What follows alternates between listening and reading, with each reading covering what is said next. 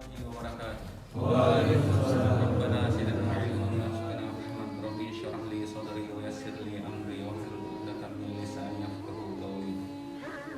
Alhamdulillah rabbil alamin. Nahmaduhu wa nusalli wa nusallim ala rasulil karim amma ba'd. Alhamdulillah Allah Subhanahu wa taala berikan kita nikmat. Sampai-sampai dalam Al-Quran Allah tantang, seandainya kita menghitung nikmat Allah, pasti kita tidak akan mampu hitung. Dulu ada ulama bercerita dalam satu ceramah atau bayan, beliau sampaikan, di tangan-tangan kita ini masih banyak nikmat. Saking banyak nikmat yang tidak mampu kita hitung. Seandainya ini di satu jari ini tidak berfungsi salah satunya, baru kita tahu ternyata penting itu jari telunjuk. Setelah yang seandainya yang ini sakit, kita anggap barangkali kalau sudah ada jari telunjuk untuk cuci hidung atau batahiyat sudah cukup, tidak usah jari manis, tidak usah jari tengah. Kenapa bukan 3 jari saja? Tapi ternyata setelah Allah hilangkan satu kenikmatan dari satu jarinya kita ini, baru pasti kita akan tahu ternyata ada nikmat di situ.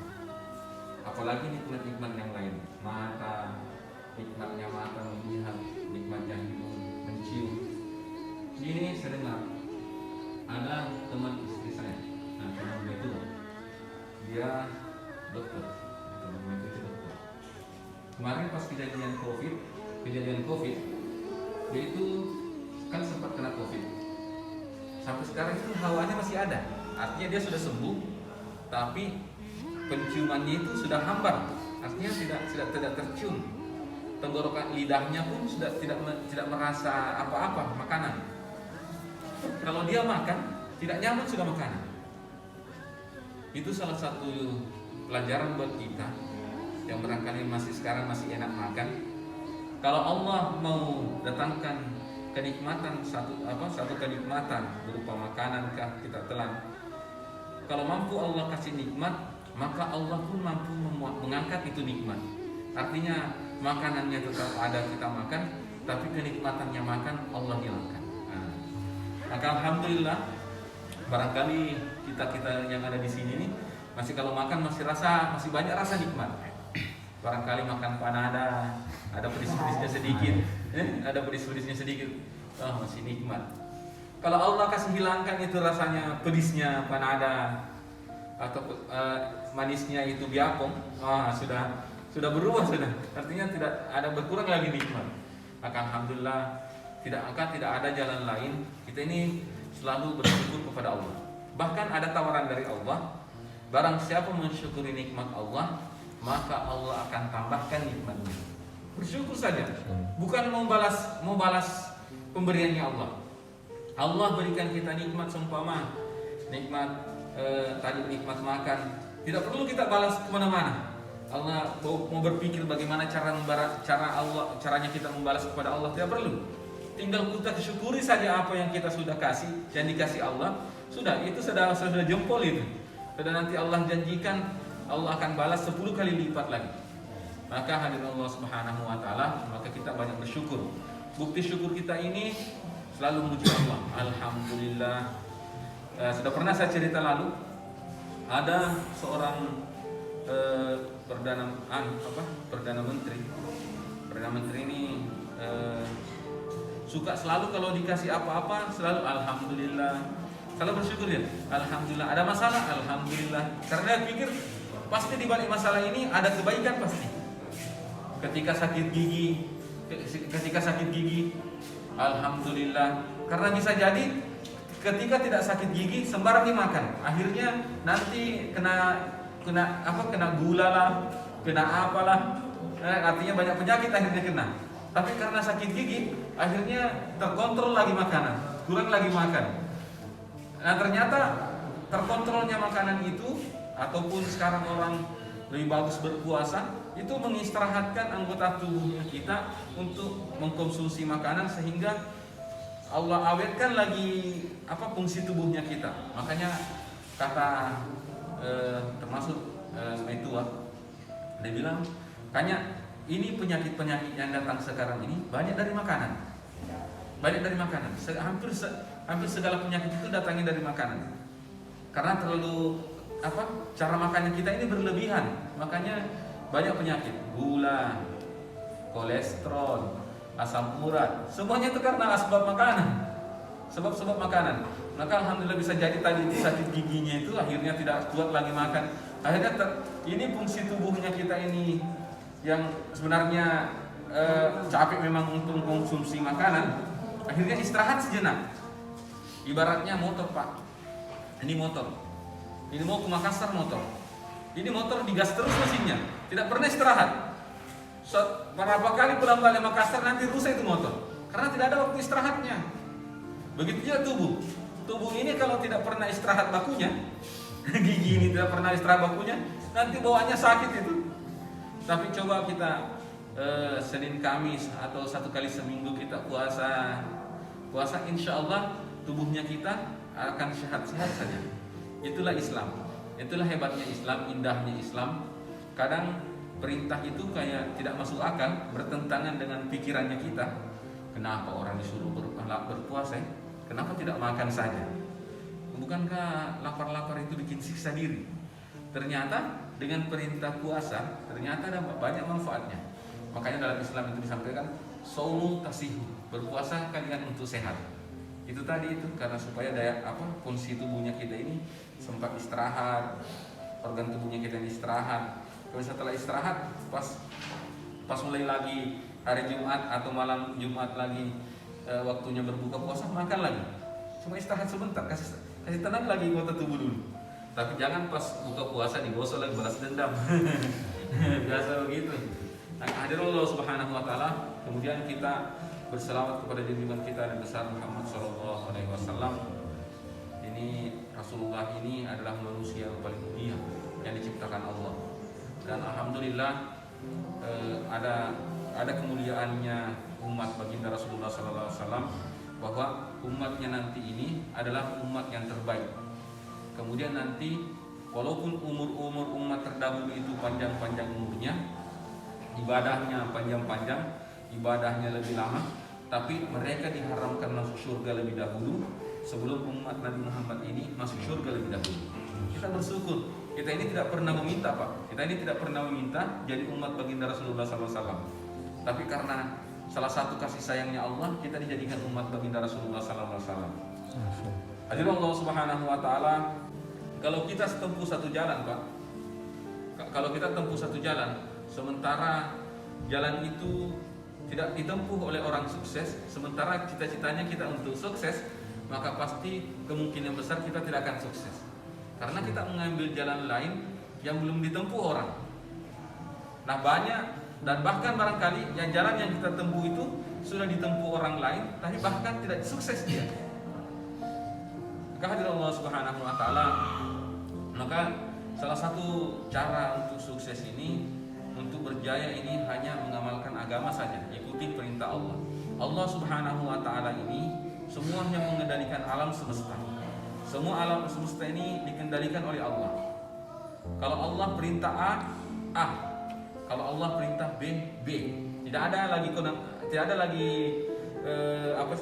ada lagi B, maksudnya perintah lain selain keinginannya Allah. Maka hadirin Allah Subhanahu wa taala, inilah pentingnya kita ini menjaga hubungan kita dengan Allah.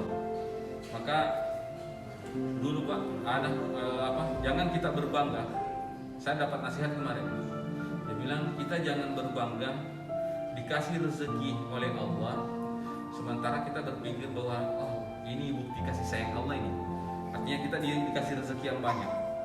Dia bilang seandainya Allah sayang kita dengan bukti dikasihnya kita rezeki yang banyak, maka bagaimana coba kita bilang bandingkan dengan ikan. Ketika kita mau tangkap ikan atau mancing ikan, apa yang kita kasih sama ikan? Dikasih dia umpan makanannya ikan. Makanan apa yang disuka ikan pada saat itu? Sumpama kita memancing di laut, Pak. Oh, ikan apa itu? Ikan batu. Ikan batu ini makanan yang disuka ini. Apa ya? Makanannya? Ikan-ikan kecil, toh? Pokoknya ikan ada lah. Pokoknya yang ahli memancing ini pasti tahu. Oh ini ikan yang disuka ikan batu ini, seumpama baronang. Baronang sukanya ikan begini.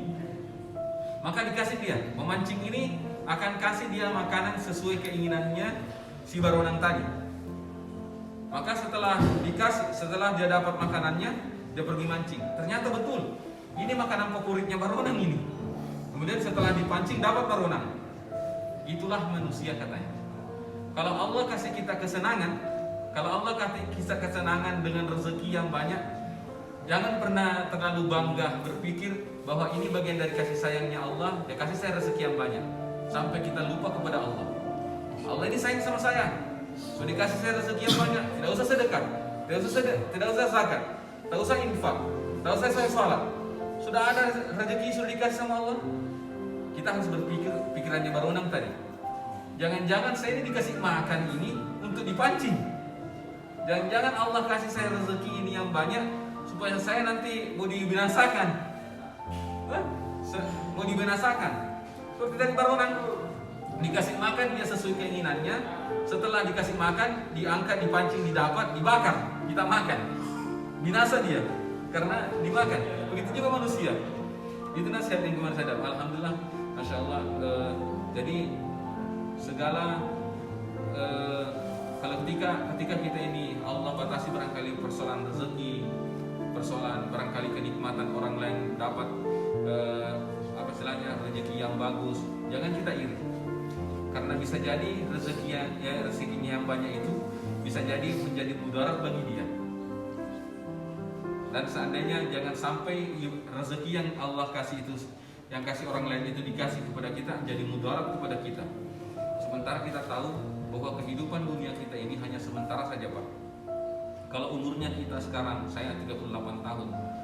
Kalau Allah kasih umur saya 60 tahun, sisa 20 tahun lagi saya hidup. Mau tidak mau, suka tidak suka, pasti kita akan mati, Pak. Karena orang-orang yang berpikiran sama tidak mau mati sebelum kita ini sudah mati juga. Orang yang panjang umurnya sudah mati juga. Orang-orang terdahulu ada yang sampai 1000 tahun umurnya, tapi sepanjang-panjang umurnya tetap juga mati. Apalagi kita sudah disampaikan dalam hadis bahwa Rasulullah sampaikan umurnya umatku nanti ini antara 60-70 tahun saja. Kalaupun 70 tahun Allah kasih saya umur, sisa 30 tahun lagi. Kalau 30 tahun lagi, sementara saya hidup, saya dalam satu hari full itu 8 jam itu pakai tidur. Mulai dari jam 9 malam atau jam 10 malam sampai jam 6 sekitar, jadi kita waktu tidurnya kita itu sekitar 8 jam. Kalau 8 jam kali 3 itu kan 24 jam. Berarti sepertiga waktuku itu saya pakai untuk tidur. Kalau Allah kasih saya lagi sisa umur 30 tahun, berarti 10 tahun itu sudah saya pakai untuk tidur. Dikeluarkan itu cuma untuk tidur saja 10 tahun ini. 10 tahun lagi itu saya pakai untuk bersantai-santai. 10 tahun lagi saya pakai untuk menikmati hasil jerih payah usaha saya. Tinggal sedikit saja waktunya kita ini, Pak. Maka hadir Allah Subhanahu wa taala, dunia ini memang bukan tempatnya kita untuk menikmati kesenangan. Sudah banyak sekali peringatan-peringatannya. Dalam hadis juga sudah disampaikan bahwa dunia ini diibaratkan seperti mencelupkan telunjuk. Ada yang mengatakan mencelupkan jari dalam lautan, diangkat satu tetesnya itulah dunia. Kalau kita menikmati dunia ini sedikit sekali kita nikmati. Artinya bukan berarti kita tidak boleh usaha, kita tidak boleh cari rezeki, tidak boleh bekerja, tidak seperti itu. Tapi jangan sampai pekerjaan, usaha, apapun perbuatan kita ini menjauhkan kita dari Allah Subhanahu wa taala. Insyaallah, Pak. Insyaallah. Kalau kita sudah maksudnya kalau kita ini taat kepada Allah, jaga sholat, kemungkinan kita ini masih ada kemungkinan kita ini melanggar perintah Allah. Artinya kadang-kadang kita masih walaupun kita sendiri sudah rajin-rajin sholat, kadang masih ada waktu-waktu sholat yang kadang kita jadi malas. Apalagi kalau tidak pernah lagi berpikir begitu. Apalagi kalau pikiran-pikiran itu tidak pernah lagi terpikir. Artinya tidak memang dari sononya tidak mau sudah salah. Sedangkan kita mau sholat saja kadang kita masih lalai, apalagi kalau kita tidak mau sholat. Maka dari Allah Subhanahu Wa Taala kita niat, Pak. Kita niat. Dalam Islam ini niat itu tidak dibayar. Bahkan kemuliaannya Islam ini berniat itu sudah dapat pahala. Kata ulama itu kalau dia suruh anaknya keluar mau pergi sebelum memulai harinya, maksudnya mau pergi ke sekolah, mau beraktivitas, apa yang diperintah dia suruhkan anaknya? Nah, nanti kalau kau keluar rumah, nanti kalau kau dapat jarum di jalan, paku di jalan, atau duri di jalan, kau singkirkan. Kalau kau dapat orang tua yang sudah tua mau menyeberang jalan, kau bantu dia menyeberang. Kalau ada orang susah, kau bantu dia. Itu yang disampaikan orang tuanya di rumah. Jadi ini anak keluar dari rumahnya, semua yang 3 tadi disuruhkan itu tidak ada yang dia, maksudnya tidak ada yang didapat. Jalan dia tidak pernah dapat duri, tidak pernah dapat paku. Akhirnya tidak pernah pas jalan juga tidak pernah dapat orang tua dan tidak pernah dapat orang susah. Setelah pulang, sampai pulang 1 hari itu 1 pulang, itu pun nilainya tadi sudah Allah beri ibadah, beri ganjaran pahala karena niatnya tadi. Begitu juga kita. Maka Allah Subhanahu Wa Taala memulai hari bangun pagi kita ini luruskan niat. Maksudnya luruskan niat. Walaupun nanti apa yang kita niatkan itu tidak kita kerjakan, tapi insya Allah sebab niatnya kita tadi itu menjadi pahala bagi kita. Karena dalam Islam ini kebaikan itu kalau diniatkan, baru niatkan dapat 1 pahala. Setelah dilaksanakan sudah Allah cukupkan jadi 10 pahala, 10 kebaikan. Insyaallah Pak. Maka alhamdulillah setelah selesai nanti Pak, selesai urusannya kita di sini, artinya selesai Allah mudahkan, mudah-mudahan Allah mudahkan urusan-urusan kita. Kita niat kita ini libatkan diri dalam agama. Artinya kalau ada majelis-majelis ilmu, kita terlibat di situ. Karena sedangkan kita terlibat dalam majelis ilmu perkara agama saja, kadang-kadang kita masih pikiran kotor. Apalagi kalau tidak memang pikiran ke sana. Jadi insya Allah memang ada janjinya Rasulullah bahwa umat akhir zaman memang ini, kata ulama, pagi beriman, sore sudah kafir. Artinya saking besarnya godaan Pak. Kenapa kita ini penting ini selalu membicarakan perkara agama? Supaya kita ini Pak meminimalisir, artinya meminimalkan. Jangan sampai total penuh tidak ada sama sekali. Kalau kita ini sering dengar agama, minimal 1 jam, 3 jam ke depan masih kuat. Tiba-tiba nanti mau tergoda di jam ke-4, mau tergoda, ada lagi bicara agama lagi. Akhirnya kuat lagi 3 jam. Minimal nasihat-nasihat agama ini bertahan 3 jam. Setelah lagi yang mau habis 3 jam, dengar nasihat lagi, tambah lagi, begitu terus saja Pak. Insyaallah. Mungkin ini yang bisa sampaikan, benar datangnya dari Allah, kesalahan datangnya dari saya pribadi. Semoga nanti pertemuan kita ini Allah berikan kita hidayah, kekalkan kita hidayah, istiqomahkan kita dalam perkara agama, sehingga Allah muliakan. Penutup kata nasihat saya tadi pagi ini sungguh berkahnya ulama-ulama Palu. Apa nasihatnya? Ada 2 nasihatnya. Pertama dibilang jangan kau turutkan sahwatmu, jangan kau turutkan nafsumu, karena nafsumu itu akan menjadikanmu jadi budak. Kau bersabar, jadilah orang yang sabar, karena akan menjadikanmu jadi tuan. Saya jelaskan sedikit. Kalau kita ikuti hawa nafsu, maka ada keinginan besar untuk penuhi itu hawa nafsu. Sampai kita maksudnya betul-betul saking cinta mati sudah dengan apa-apa itu. Sehingga kita ini diperbudak dengan keinginan kita. Kenapa kita harus bersabar? Karena dengan bersabar nanti akan Allah indahkan masa-masa itu. Kalau kita bersabar, nanti Allah datangkan masa-masa indahnya untuk dapatkan apa yang kita inginkan. Insyaallah. Ya, subhanallah bihamdihi, subhanallah bihamdika, nasyhadu an la ilaha illa anta, nastaghfiruka wa atubu ilaik. Assalamualaikum warahmatullahi wabarakatuh.